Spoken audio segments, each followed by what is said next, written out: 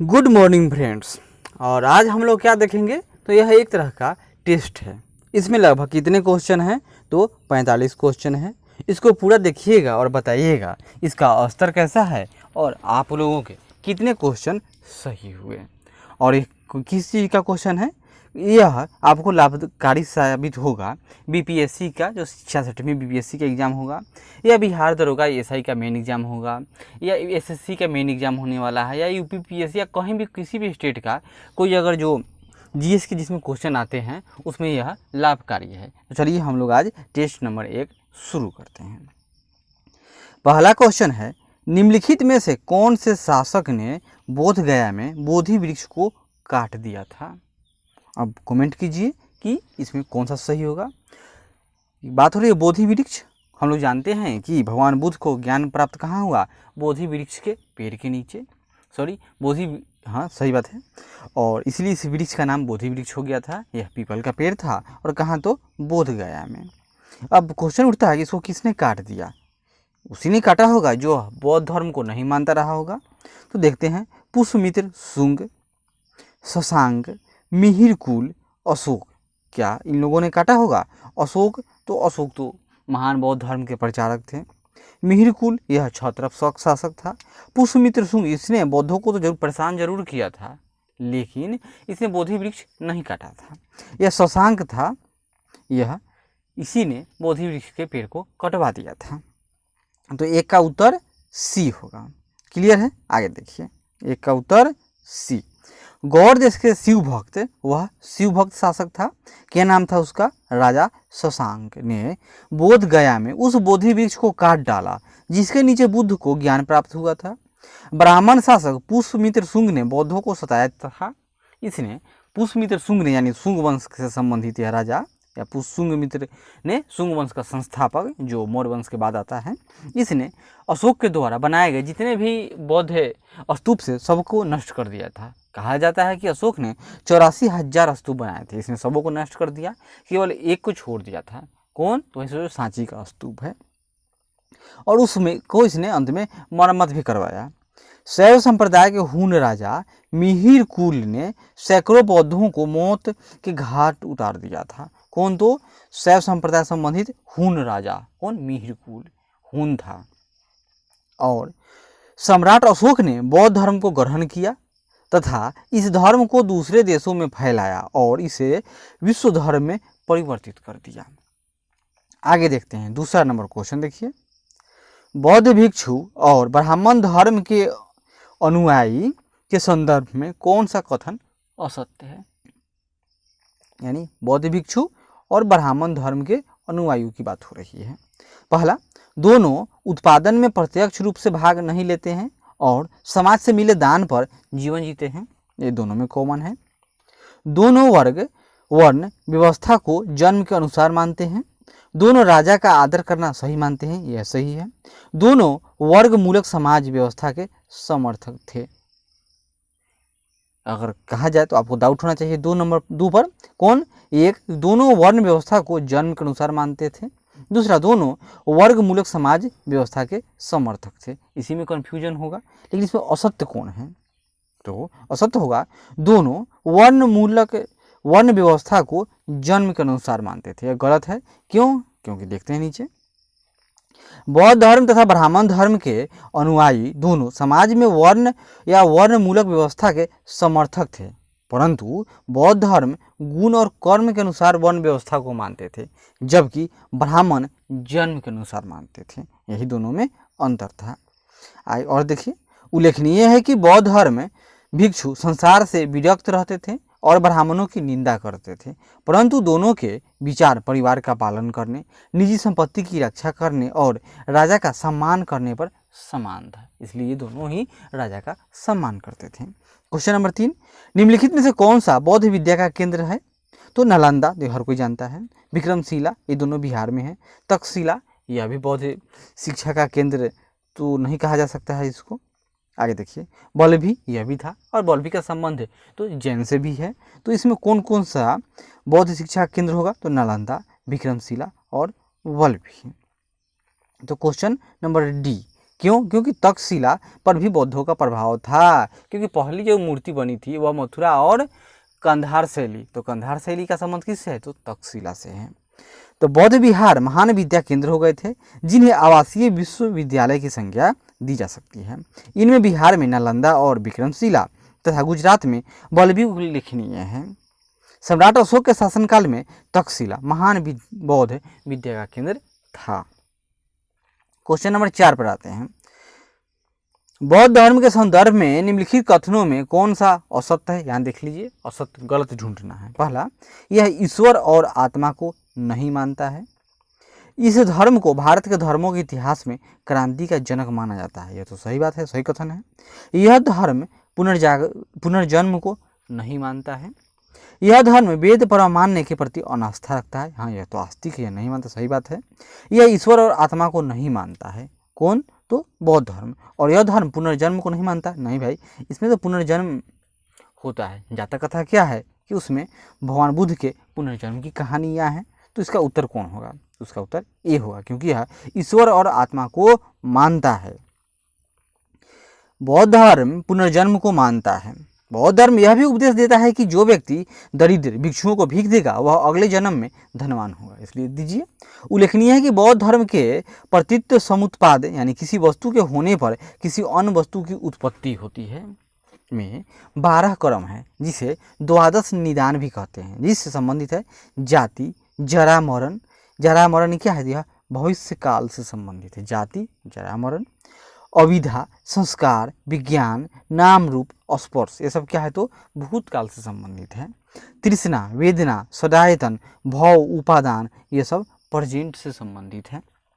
इसमें बताया गया है कि मनुष्य जब तक निर्वाण प्राप्त नहीं करता तब तक वह जन्म और मृत्यु के चक्र में फंसा रहता है। क्वेश्चन नंबर 5 में देखते हैं। निम्नलिखित नगरों में से किस नगर का संबंध महावीर से नहीं है? तो हम लोग जानते हैं कि भगवान महावीर का जन्म कहाँ हुआ? तो वैशाली के कुंडल ग्राम में हुआ था, अतः वैशाली से है। चंपा, वहाँ पर इन्होंने बहुत सारे उपदेश दिए थे, यानी वर्तमान भागलपुर की बात है। पावापुरी, यहाँ पर इन्होंने जो मल्ल क्षेत्र का यह इलाका था, यहाँ पर इनको क्या हुआ? तो निर्माण की प्राप्ति हुई। तो बात कौन आएगी? लुम्बिनी, क्योंकि लुम्बिनी का संबंध भगवान बुद्ध से है। तो कपिलवस्तु के निकट नेपाल के तराई में अवस्थित लुम्बिनी को महात्मा बुद्ध का जन्म स्थान माना जाता है।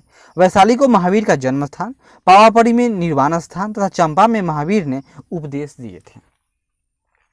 निम्नलिखित कथनों में से कौन सा असत्य है? कैवल्य द्वारा सुख दुख पर विजय प्राप्त करने के कारण महावीर जीन और उनके अनुयायी जैन कहलाए, तो सही है। महावीर ने जैन धर्म के 5 व्रतों में 5वां व्रत ब्रह्मचर्य को जोड़ा था, यह भी सही है, क्योंकि जो इससे पहले 24 तीर्थंकर हुए थे उन लोगों ने क्या किया था? तो वो लोगों ने 4 महाव्रत जोड़े थे, लेकिन 5वां ब्रह्मचर्य किन्होंने जोड़ा? तो ये महावीर जी ने जोड़ा था। जैन धर्म में पुनर्जन्म को स्वीकार किया गया है और जैन अनुयायियों के संघ में स्त्री और पुरुष दोनों को स्थान मिलता था, तो यह तो सही है। लेकिन यह गलत है, क्योंकि जैन धर्म में पुनर्जन्म को स्वीकार किया जाता है। यहाँ देखिए, जैन धर्म में पुनर्जन्म का अस्तित्व स्वीकार किया गया है। तीर्थंकर महावीर के अनुसार पुनर्जन्म में अर्जित किए गए पुण्य या पाप के अनुसार ही उच्च या निम्न कुल में जन्म होता है। उनके मतानुसार शुद्ध और अच्छे आचरण वाले निम्न जाति के लोग भी मोक्ष पा सकते हैं। कैवल्य के द्वारा सुख दुख पर विजय प्राप्त करने के कारण महावीर जीन और उनके अनुयायी क्या कहलाए? जैन कहलाए। महावीर ने जैन धर्म के 5 व्रतों में 5वां व्रत ब्रह्मचर्य को जोड़ा था। जैन अनुयायियों के संघ में स्त्री और पुरुष दोनों को स्थान मिला था। निम्नलिखित में से कौन सा जैन धर्म का त्रिरत्न माना जाता है? तो देखिए, बुद्ध धम्म संघ, यह बुद्ध धर्म का त्रिरत्न है। अमिष्या, आचार्य, अपरिग्रह नहीं होगा। यह यह कौन सा त्रिरत्न? यह जैन धर्म का है। तो जैन धर्म का होगा, यहाँ देखिए, सम्यक ज्ञान, सम्यक ध्यान, सम्यक आचरण। तो जैन धर्म में सांसारिक बंधनों से छुटकारा पाने के उपाय बताए गए हैं। मोक्ष पाने के लिए कर्मकांडीय अनुष्ठानों की आवश्यकता नहीं है। क्योंकि ये सब के सब जो धर्म आए थे, बौद्ध धर्म, जैन धर्म, सब कर्मकांड के खिलाफ ही, विरोध में ही आए थे, क्योंकि कर्मकांड पहचान ब्राह्मण धर्म की थी। जैन धर्म के संदर्भ में कौन सा कथन असत्य है, यहाँ भी आइए खोजिए कौन गलत है। 5वीं सदी में कर्नाटक में स्थापित जैन मठ बसदी कहलाते हैं। बसदी सही बात है। आगे देखते हैं। देवताओं का अस्तित्व स्वीकार नहीं किया गया है। जैन धर्म में कृषि और युद्ध दोनों वर्जित है, यह भी सही है। चंद्रगुप्त मौर्य ने जीवन के अंतिम वर्षों में जैन धर्म अपनाकर कर्नाटक में जैन धर्म का प्रचार किया, सही बात है, तभी तो श्रवण बेलगोला में उनकी मृत्यु हो जाती है।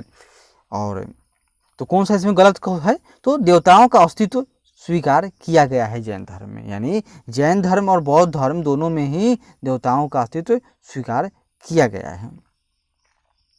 यहाँ देखिए, जैन धर्म में देवताओं का अस्तित्व स्वीकार किया गया है, परंतु उनका स्थान जिन से नीचे रखा गया है। धर्म में कृषि और युद्ध दोनों वर्जित है, क्योंकि दोनों से जीव हिंसा होती है। फलतः जैन धर्मावलंबियों में व्यापार और वाणिज्य करने वालों की अधिक संख्या थी। उत्तर वैदिक काल में द्विज किस संदर्भ में प्रयुक्त होता है? द्विज, तो द्विज का अर्थ क्या होगा? यज्ञ, सिक्के, कबीले, उच्च वर्ग नहीं होगा। सिक्का तो कॉइन हो, इसको निष्क कहते थे। कबीले, यह भी कुल से संबंधित है। यज्ञ तो यज्ञ होगा। इसका अर्थ है द्विज मतलब होता है श्रेष्ठ, यानी उच्च वर्ग, यानी ब्राह्मण, पंडित। तो देखिए यहाँ पर उत्तर वैदिक काल में 2 उच्च वर्ग यानी ब्राह्मण और क्षत्रियों को द्विज कहा जाता था। द्विज को जनेऊ पहनने का और वेद पढ़ने का अधिकार था। वैश्यों को भी द्विज समूह में शामिल किया जाता था, परंतु शूद्रों को इससे वंचित रखा जाता था। अतः कौन सा उत्तर होगा? तो उच्च वर्ग। निम्नलिखित में से सेट्टी शब्द किस वर्ण के लिए प्रयुक्त होता है? सेट्टी मतलब क्या? क्षत्रिय, ब्राह्मण, शूद्र, वैश्य नहीं होगा। इस सेट्टी का अर्थ होता है वैश्य, यानी बनिया वर्ग। यहाँ देखिए, तो 10 का उत्तर बी होगा। देख लीजिए, वैश्यों में वाणिक जो व्यापार करते थे, क्षत्रिय के अतिरिक्त, यानी वैश्य जो भगवान महावीर और गौतम को भी वैश्यों ने भी उदारता पूर्वक सहायता की थी। भारत में निम्नलिखित के आने का सही अनुक्रम क्या है? काल अनुक्रम मतलब सबसे पहले भारत में क्या आया? लोहे का हल, नगर संस्कृति, पंचमार्ग, सोने के सिक्के, इसी तरह का दिया है। तो बताइए सबसे पहले भारत में कौन आया? तो हम लोग जानते हैं कि सबसे पहले सिंधु घाटी सभ्यता की विकास होती है और वह नगरीय सभ्यता थी, तो नगरीय संस्कृति। तो सबसे पहला नगर संस्कृति। चलिए, तो बी और सी सही होगा, ये दोनों काट लीजिए। चलिए, अब उसके बाद क्या आएगा? तो नगर संस्कृति का पतन होगा, लेकिन उस समय लोहे की खोज नहीं हुई थी। उसके बाद लोहे की खोज होती है, यानी आर्य का संस्कृति तो लोहे से संबंधित। तो दूसरा लोहे का हल। तो और तीसरा, जब हम लोग महाजनपद काल पढ़ते हैं तो उसमें आहत सिक्कों का नाम आता है, यानी पंचमार्ग कॉइन। तो तीसरे नंबर पर पंचमार्ग, और हिंद यवन शासकों ने सोने के सिक्के चलाए थे। अतः उत्तर कौन होगा? 11 का, तो 11 का सी होगा। भारत में सबसे प्राचीन सभ्यता हड़प्पा सभ्यता अपनी नगर योजनाओं के लिए प्रसिद्ध है। लोहे का ज्ञान कांसे के बाद वैदिक काल में 1000 ईसा पूर्व हुआ। क्या हम लोग पढ़ते हैं कि लोहे का जो सबसे पहला अवशेष कहाँ मिलता है? तो उत्तर प्रदेश के अतरंजी खेड़ा में। भारत में आहत सिक्के पंचमार्ग कॉइन 6ठी शताब्दी ईसा पूर्व में अस्तित्व में आए थे। सबसे पहले भारत में सोने के सिक्के चलाने का श्रेय हिंद यवन शासकों को जाता है। अब 12 नंबर क्वेश्चन में आइए। गंगा नदी के दक्षिण में इसकी सहायक नदी सोन के आसपास का क्षेत्र प्राचीन काल में किस नाम से जाना जाता है? जो गंगा नदी है, गंगा नदी का दक्षिणी क्षेत्र, गंगा नदी है तो बिहार को 2 भागों में गंगा नदी बांटती है, उत्तर बिहार और दक्षिण बिहार। तो बात हो रही है गंगा नदी की के दक्षिण साइड, दक्षिण नहीं कहेंगे उसको हम लोग, दक्षिण बिहार का साइड कहते हैं। और कौन सा क्षेत्र? जो गंगा नदी और सोन के बीच का क्षेत्र है, उसमें पहले एक महाजनपद था। उसका नाम क्या था? उसका नाम था मगध महाजनपद। जो सबसे पहली बार सर्व शक्तिशाली कोई जनपद होता है तो वही है मगध जनपद। तो मगध प्राचीन काल का पहला बड़ा राज्य था, और सबसे पहले इससे संबंधित राजा तो हर्यक वंश से इसमें इसका नाम पढ़ने को मिलता है। पांडुलिपियों के संदर्भ में निम्नलिखित में से कौन सा कथन सही नहीं है? पांडुलिपि यानी मैन्युस्क्रिप्ट जो हाथ से लिखा गया हो। देखिए, अतीत में हाथ से लिखी गई पुस्तकें पांडुलिपि कहलाती थी, सही है। अंग्रेजी में पांडुलिपि के लिए मैन्युस्क्रिप्ट शब्द का प्रयोग होता है जो लैटिन भाषा का शब्द मेनू से निकला है, यह भी सही है। पांडुलिपियाँ तार के पत्तों को काटकर अथवा हिमालयी क्षेत्र में उगने वाले भूर्ज नामक पेड़ की छाल से विशेष तरीके से तैयार भोजपत्र पर लिखी जाती थी, यह भी सही है। और यहाँ देखिए डी, पांडुलिपियाँ केवल मंदिरों और विहारों में प्राप्त होती हैं जो केवल संस्कृत भाषा में लिखी। ऐसी थोड़ी है कि केवल संस्कृत भाषा ही थी, प्राकृत, पाली, तमिल, इन सब का भी तो प्राचीन काल में साक्ष्य मिलता है, अतः यह गलत हो गया। तो यह असत्य कथन है, यानी कौन सा कथन सही नहीं है। तो पांडुलिपियाँ विभिन्न प्राचीन भाषाओं में प्राप्त हुई जिनमें संस्कृत, प्राकृत और तमिल भी शामिल है। अशोक का कंदहार से प्राप्त अभिलेख निम्नलिखित में से किन लिपियों में लिखा गया है? तो अशोक का जो कंदहार और शाहगौरा का अभिलेख है, यह दो भाषी अभिलेख है। इसमें कौन कौन होगा शब्द? तो यह है एक अरमाइक और दूसरा यूनानी, क्योंकि यह यूनान का भी क्षेत्र सिकंदर आया था, और यूनानी और अरमाइक यानी कि ईरानी प्रभाव भी था उन क्षेत्रों पर, अतः अरमाइक और यूनानी दो भाषी लेख वहाँ पर मिलते हैं। निम्नलिखित में से उत्तर वैदिक ग्रंथ कौन कौन है? हम लोग जानते हैं कि पहले पढ़ते हैं सिंधु घाटी, उसके बाद ऋग्वेद आता है, तब फिर उसके बाद आता है उत्तर वैदिक काल। तो यानी उत्तर वैदिक ग्रंथ कौन है? तो इसमें से एक इसमें छांटिए।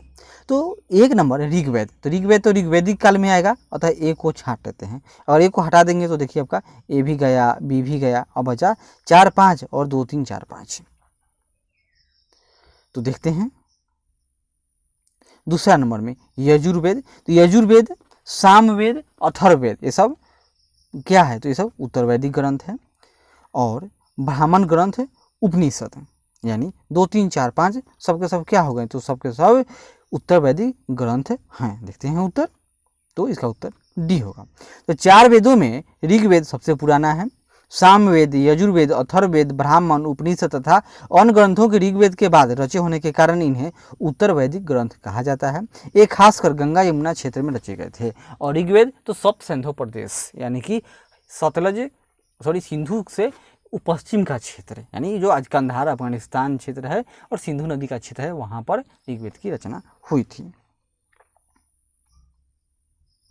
आगे बढ़ते हैं। दीर्घ निकाय निम्नलिखित में से क्या है? तो दीर्घ निकाय यह बौद्ध ग्रंथ है। तो दीर्घ निकाय क्या है? बौद्ध ग्रंथ।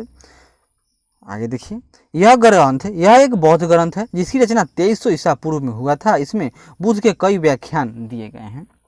गणों या संघों पर निम्नलिखित में से किस शासक ने विजय प्राप्त की थी? तो गौण या संघ यह प्रचलित है, जब हम लोग पढ़ते हैं कि उस समय 16 महाजनपद थे, तो 16 महाजनपद थे और 2 उसमें क्या थे? तो वज्जी और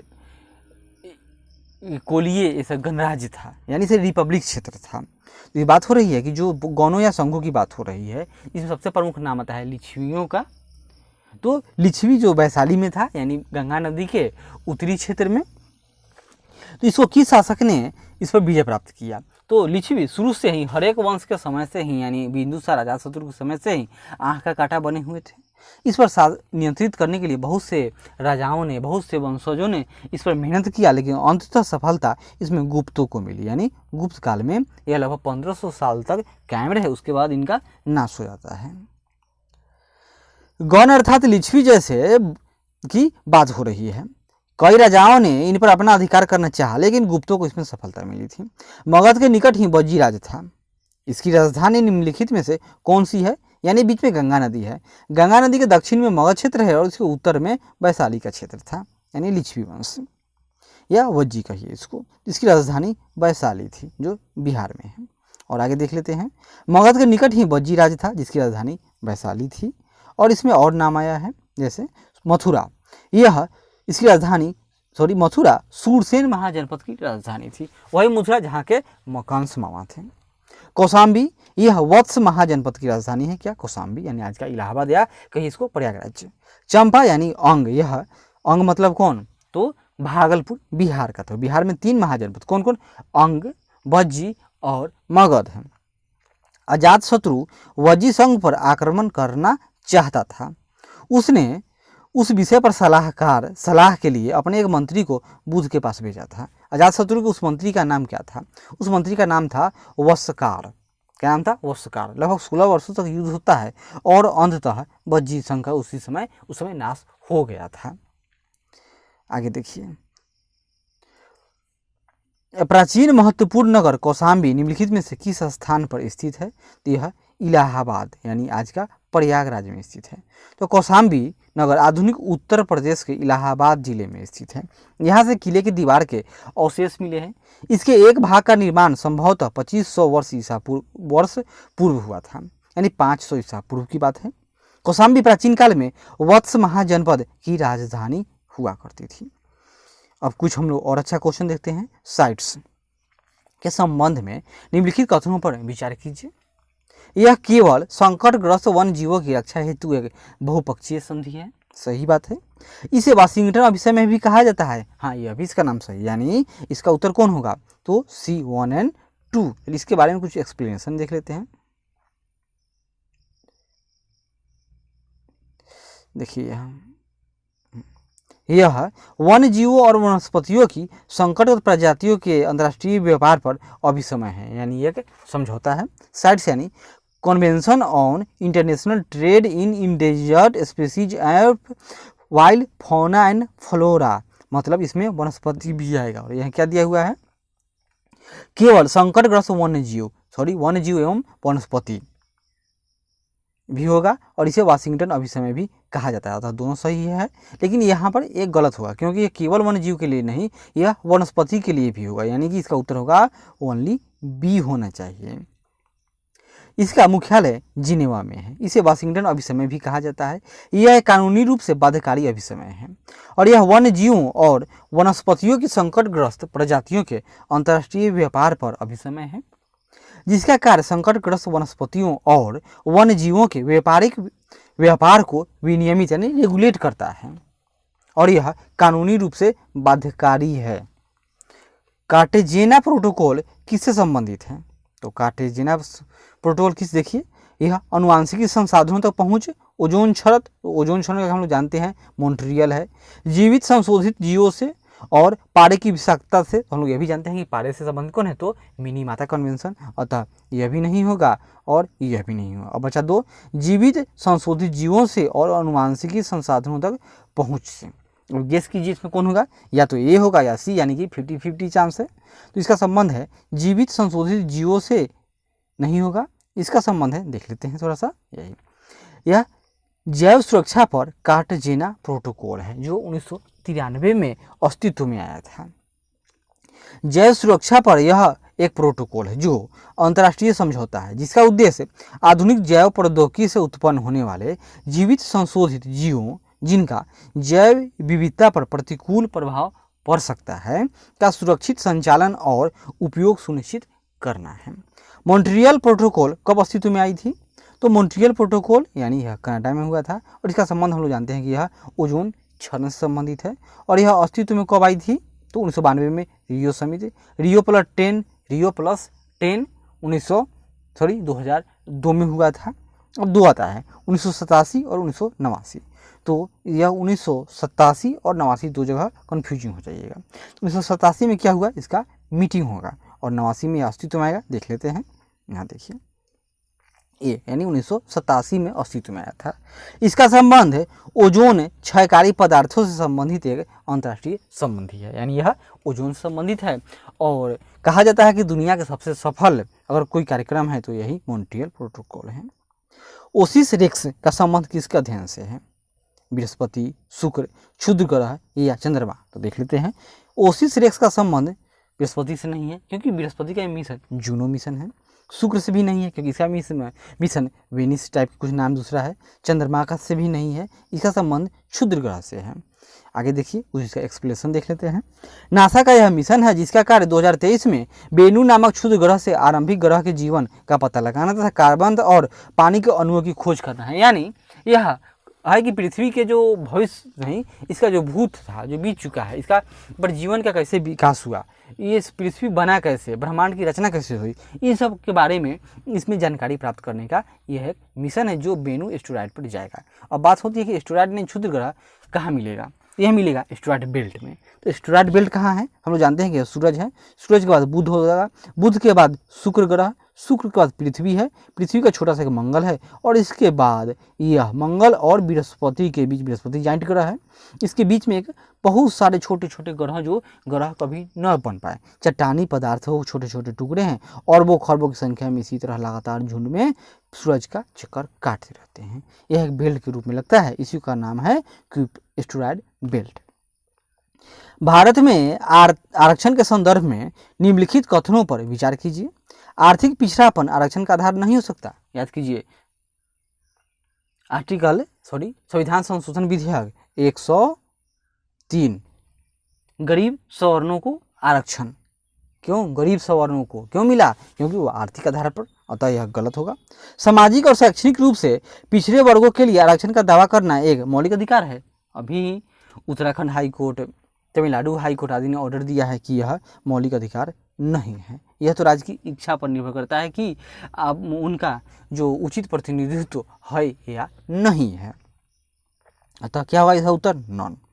103वें संविधान संशोधन अधिनियम 2019 द्वारा अनुच्छेद 15 और 16 में संशोधन के माध्यम से आर्थिक आधार पर आरक्षण की शुरुआत की गई है। इसमें संविधान के अनुच्छेद 15 क्लॉज 6, 16 क्लॉज 6 को अंतः स्थापित किया गया, जिसके आधार पर अब आर्थिक रूप से पिछड़े को भी आरक्षण दिया जा सकता है, क्योंकि इससे पहले इंदिरा साहनीवाद में कहा गया था कि आर्थिक आरक्षण का बेस न है। दूसरा देखिए, मुकेश कुमार वाद में बनाम उत्तराखंड वाद में 2020 में आया था, जिसमें उच्चतम न्यायालय ने कहा कि आरक्षण मौलिक अधिकार का दावा नहीं करता है। अनुच्छेद 16(4) और 16(4) के क में कहा गया है कि यह न तो मौलिक अधिकार है, न ही इसे प्रदान करना राज्य का कर्तव्य है, अर्थात आरक्षण तो अभी प्रदान किया जाएगा जब यह उचित प्रतिनिधित्व न मिल पाए। एजेंडा 21 किन समस्याओं के समाधान के लिए एक प्रारूप प्रदान करता है? तो एजेंडा 21 है, यह इसमें बहुत सारे इसके गोल हैं, जैसे गरीबी कम करना, भूखमरी कम करना, संसाधनों के अनुचित दोहन को रोकना, परितंत्र का अवनमन कम करना, यानी उसको सुधार करना। तो इसमें क्या होगा, सबके सब सही हो जाएंगे आपके। और इसके अंतर्गत सभी आएंगे। इसका लक्ष्य धारणीय विकास यानी सस्टेनेबल डेवलपमेंट को ध्यान देना है के लिए एक कार्य योजना का ब्यौरा और कार्रवाइयों के लिए लक्ष्यों का उल्लेख किया गया है, ताकि आर्थिक विकास एवं पर्यावरण संरक्षण को संयोजित किया जा सके। लोकतंत्र सूचकांक के संदर्भ में निम्न में से कौन सा सही है?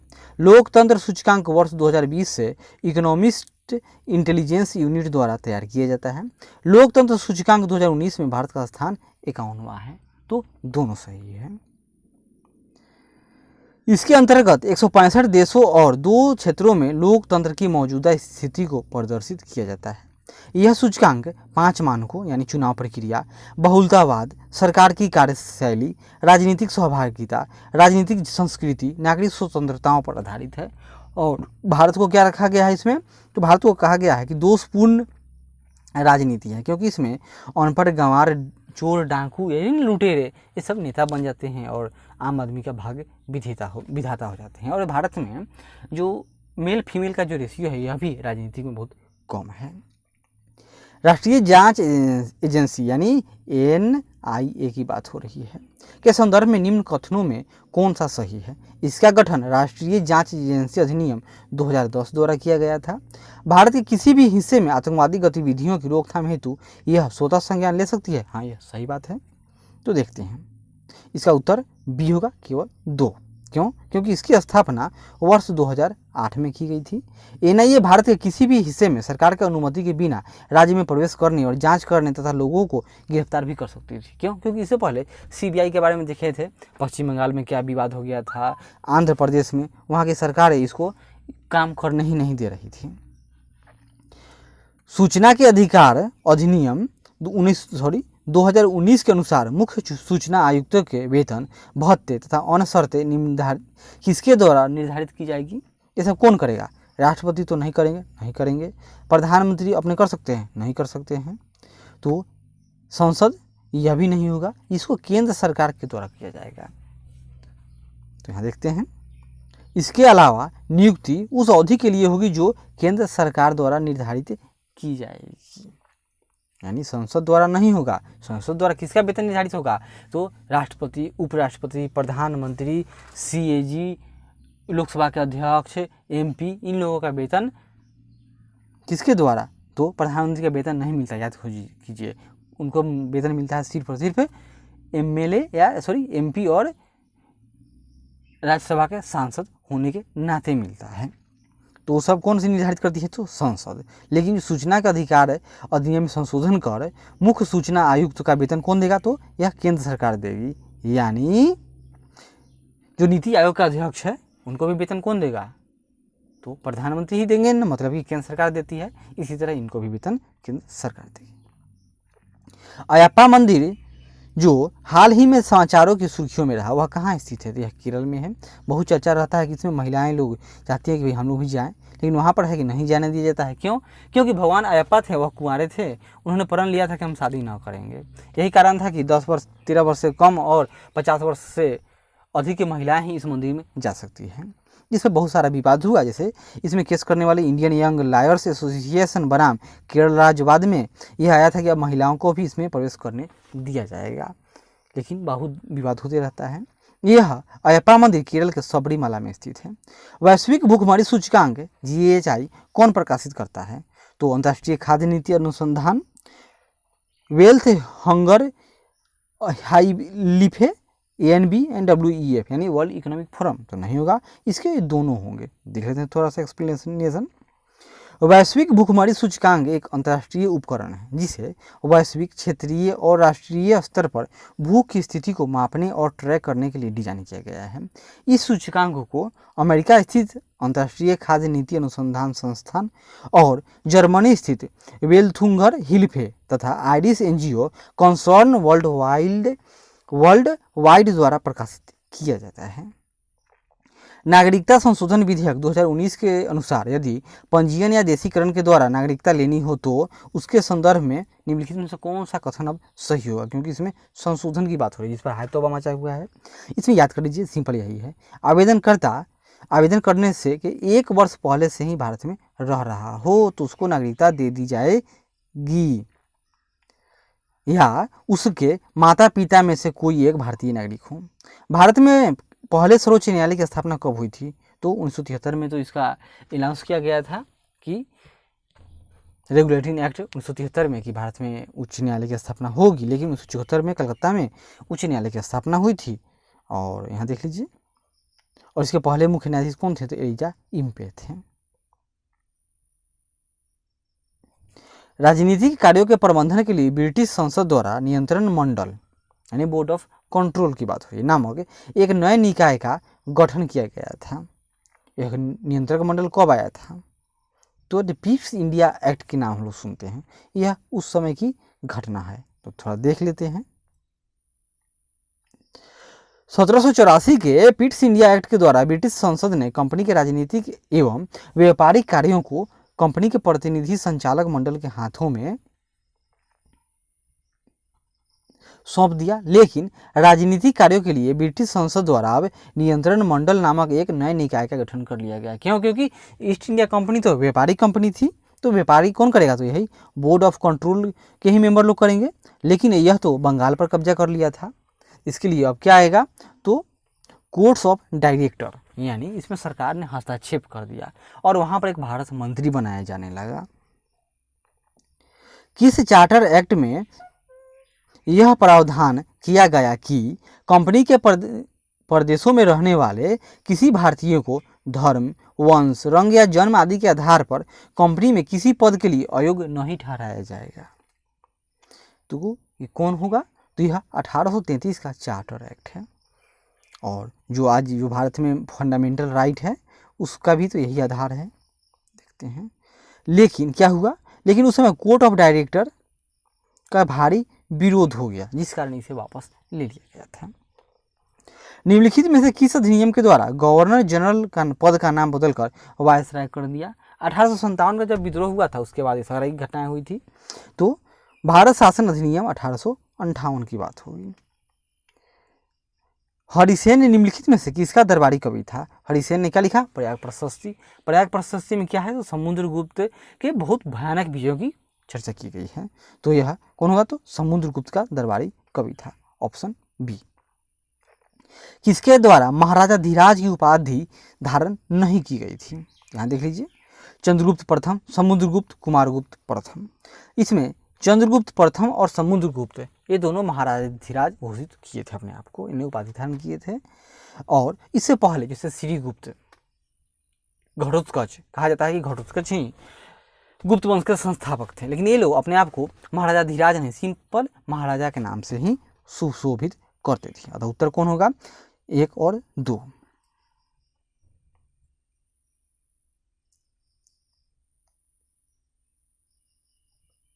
शक विजेता निम्नलिखित में से किसे कहा जाता है? शकों का दमन करने वाला शक्रादित्य का उपाधि धारण किया था। कौन? तो इनका नाम है चंद्रगुप्त सेकेंड। और इन्होंने अपनी बेटी का शादी किससे किया था? तो कदम्ब राजवंश के राजा से किया था। तो देखिए, चंद्रगुप्त द्वितीय को शक विजेता कहा जाता है। उसने पश्चिमी भारत में सैन्य अभियान करके अंतिम शक शासक रुद्र सिंह थर्ड को परास्त किया था। कालिदास निम्नलिखित में से किसके दरबार में रहते थे? तो कालिदास का संबंध भी चंद्रगुप्त द्वितीय से है। क्यों? क्योंकि इनके दरबार में 9 रत्न रहा करते थे, उसमें से कालिदास भी थे। अब एक ज्योग्राफी के कुछ कठिन क्वेश्चन हैं, जैसे भूगोल का जनक किसे कहा जाता है? बोलिए, स्ट्रैबो, इरेटोस्थेनीज, हिकेटियस, मार्टिन बैहम। तो गेस कीजिए, जो भूगोल का जनक किसको कहा जाएगा? तो इनका नाम है हिकेटियस। यह नाम होना चाहिए, देखते हैं। यस, इरेटो, थोड़ा देख लेते हैं। इरेटोस्थेनीज को व्यवस्थित भूगोल तथा ज्योग्राफी का शब्द का प्रथम प्रस्तावक कहा जाता है। वहीं स्ट्रैबो ने भौगोलिक विश्वकोश की रचना की थी। मार्टिन बैहम विश्व ग्लोब के निर्माता हैं। और भूगोल का जनक तो हिकेटियस को माना जाता है। और भौतिक भूगोल का जनक किसे कहा जाता है? तो भौतिक भूगोल का जनक किसे कहा जाता है? ए पोलिडोनियस, कार्लो सावर, थेल्स एवं एनेक्जिमेंडर एंड फ्रेडरिक रेटजेल। तो इनका नाम भौतिक भूगोल का जनक तो पोलिडोनियस को क्या नाम है? पोलिडोनियस। तो कार्ल और सावर का संबंध सांस्कृतिक भूगोल से है। थेल्स एवं एनेक्जिमेंडर गणितीय भूगोल का जनक कहा जाता है इन लोगों को। और फ्रेडरिक रेटजेल मानव भूगोल का जनक, फ्रेडरिक रेटजेल। ग्रहों के गति का नियम का प्रतिपादक इनमें से किसने किया था? तो जॉन केवट, मैगलेन, कोपरनिकस एवं केपलर। तो गेस कीजिए, मैगलेन इन्होंने पूरी दुनिया का चक्कर काट लिया था। कोपरनिकस इन्होंने क्या किया था? सौरमंडल के बारे में बताया था। अब क्वेश्चन उठता है जॉन केवट और केपलर। तो गेस कीजिए, हम लोग जानते हैं कि केपलर ने ही ग्रहों का नियम दिया था, जिसमें इन्होंने यह बताया था कि प्रत्येक ग्रह समान समय में समान दूरी तय करते हैं। यानी कि अगर कोई नज़दीक होगा तो वह तेज चलेगा, क्योंकि उनका चलने से क्या होगा? उनके द्वारा दूरी तय किया गया जो क्षेत्रफल होगा वह बराबर होता है। अगर यह दूर चला जाएगा ग्रह अपने तारे से तो वह उसमें स्लो हो जाएगा, क्योंकि इतना ही दूरी पर इतना क्षेत्र कवर कर लेगा जितना वह इतना में करता था। देखते हैं आगे, केपलर होगा। जॉन केवट ने न्यू फाउंडलैंड्स की खोज की थी। और मैगलन पृथ्वी का भ्रमण समुद्र मार्ग के द्वारा अटलांटिक महासागर के दक्षिण प्रशांत महासागर की खोज किया था। और कोपरनिकस ने सौरमंडल के बारे में बताया। सौरमंडल आकाशगंगा का एक भाग है, यह किसने बताया? तो एडवर्ड पी हबल, जो हम आजकल हबल टेलीस्कोप देखते हैं, इन्होंने बताया। लिंडबर्ग ने बताया, फर्डिनांड द लेपेप्स ने बताया, या हर्शेल ने? याद कीजिए, हर्शेल ने बताया था। फर्डिनांड द लेपेप्स ने क्या संबंध? इनका संबंध स्वेज नहर से है। और एडवर्ड पी हबल इन्होंने पहली बार क्या बताया था कि इसका एरिया कितना बड़ा ब्रह्मांड है, उसको इन्होंने बता दिया था। और लिंडबर्ग ये तो हवाई जहाज पहले उड़ाने वाले थे, जिसने अटलांटिक महासागर को पार किया था।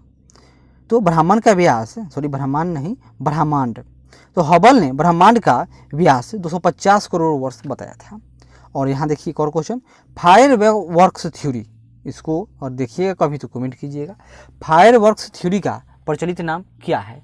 फायर वर्क्स थ्योरी, उल्कापात, ज्वालामुखी विस्फोट, महाविस्फोट सिद्धांत, पेंजिया का विखंडन। गेस कीजिए इसका क्या नाम है। अगर पता हो तो कमेंट कीजिए, नहीं तो हम लोग अगली वाले वीडियो में यह बताएंगे। तब तक धन्यवाद। आशा करते हैं कि यह प्रयास अच्छा लगे तो जो लाइक करें, शेयर करें, कमेंट करें, सब्सक्राइब करें और खूब से खूब शेयर कीजिए। अधिक शेयर कीजिएगा, लाइक कीजिएगा, सब्सक्राइब कीजिएगा, तो हम रोज़ एक वीडियो बनाएंगे। नहीं कीजिएगा तो देखते हैं।